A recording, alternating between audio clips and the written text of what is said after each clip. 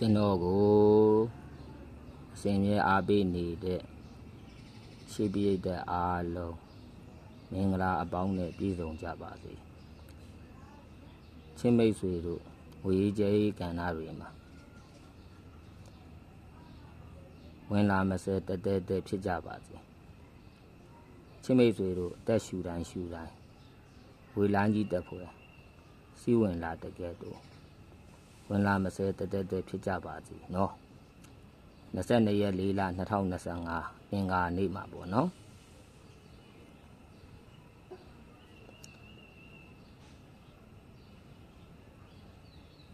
ပတ်တိကနန်းအနေနဲ့3ပတ်တီ4ပတ်တီ4ကုံပတ်တီပေါ့နော်3နဲ့4 3နဲ့ပတ်သက်ရင်9 3 6 3ဒီနှစ်ကွက်တင်ထိုးပေါ့နော်4နဲ့ပတ်သက်ရင်4 8 4 5ဒီနှစ်ကွက်ပေါ့နော်4နဲ့ပတ်သက်ရင်4 8 4 5ဒီနှစ်ကွက်ပေါ့နော်နေကုံပတ်တီအနေနဲ့3ပတ်တီ4ပတ်တီ9 3 6 3 4 8 4 5ဒီ4ကွက်ပဲထုတ်ပေါ့နော်ဒါတဏီကုံအတွက်ပေါ့နော်တိတ်ကောက်ချင်တဲ့ဝါသနာရှင်ချင်းမိတ်ဆွေအားလုံးအတွက်ပေါ့နော်22ရက်4လ2025အင်္ဂါနေ့ပထမဆုံးကဏ္ဍအနေနဲ့ပလက်တန်ကဏ္ဍပေါ့နော်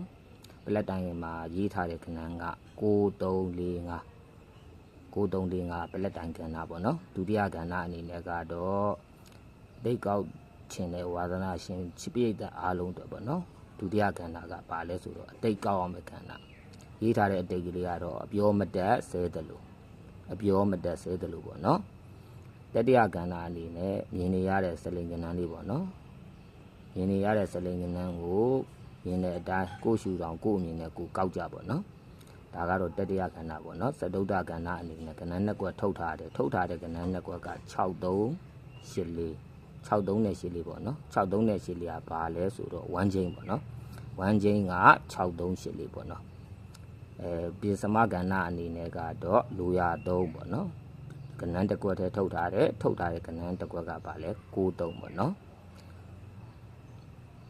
ဟုတ်ပြီရှေ့မှာပေးထားတဲ့ခွန်တစ်လုံးပေါ့နော်အဲ့ခွန်တစ်လုံးကလည်းသူကပတ်ရင်မရှုံခွန်တစ်လုံးဟုတ်ပြီနော်ခွန်တစ်လုံးကလည်းထွက်ဖို့ရအကြောင်းရှိတယ်ပေါ့နော်ခွန်တစ်လုံးကတော့ပကံတန်းနေနဲ့နော်ဇာတို့ပတ်တိသမားတွေအတွက်ပေါ့နော်ခွန်ကြရင်ခွန်ဆက်လို့ပေါ့နော်မလေးဖြန်အတွက်ကတော့4နဲ့3ပေါ့နော်4ဆိုရင်4 9 4ဆိုရင်4 8 4 5 3ဆိုရင်9 3 6 3 4 8 4 5 9363ဒီ4ကွက်ပေါ့နော်ဒါကတော့မနေ့ဖြန်အတွက်ပေါ့နော်22ရက်4လ2025အတွက်ပေါ့ကဲဒီနေ့အတွက်ကတော့ဖူလုံသွားပြီဆိုတော့ကတာယာပျော်ရှင်ငြိမ်းချမ်းပွဲကောင်းတော့ဘဝများကိုစီဖြစ်ကြပါစေလို့ဆုမွန်ကောင်းတောင်းပေးပါရခင်ဗျာ